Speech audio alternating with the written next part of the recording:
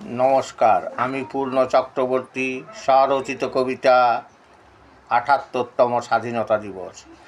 ২০০ বছর ধরে ভারতবর্ষে ইংরেজরা করেছিল রাজ। তাদের অধীনে ভারতীয়দের বাধ্য হয়ে করতে হতো কাজ। ইংরেজদের পরিধান ছিল শার্ট প্যান্ট আর বুট। দস্যু হয়ে এসেছিল তারা, ভারতের সম্পদ করেছিল লুট।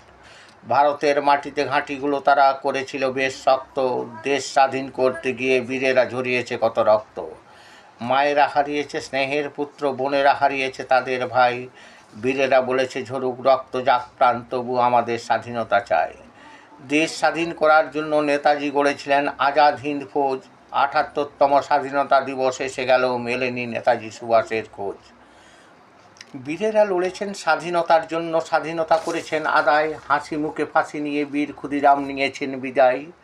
জাতীয় পতাকাকে রঙিন করতে সাজানো হয়নি রঙে, এর পিছনে রয়েছে কারণ, যুক্তিও রয়েছে তার সঙ্গে। বিমান দুর্ঘটনায় নেতাজির মৃত্যু হয়েছে, ঘটনাটি মোটেই নয় সত্য।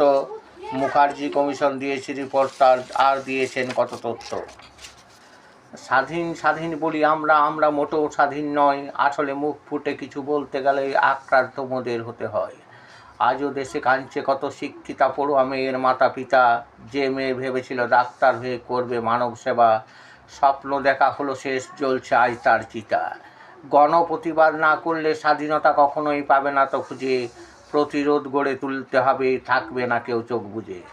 আমার তোমার ভেদাভেদ আজও জ্বলছে শহর থেকে গাঁ। মা বোনেরা কেউ সুরক্ষিত নয়, ঘরের বাইরে কিভাবে রাখবে পা। এই সমাজে মাটির প্রতিমার বেশ ধুমধাম করে হয় পূজা।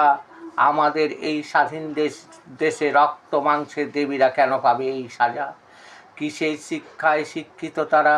আজকে যেখানে মা বোনদের করতে পারে না রক্ষা, সাহস করে প্রতিবাদ করতে পারে না, তারা হয়েছে কি তাদের যক্কা? মধুর খোঁজে ঘুরে বেড়ায়, ফুল থেকে ফুলে ভ্রমর। শহীদের মৃত্যু নেই, তাই তারা আজও রয়েছেন অমর। নমস্কার।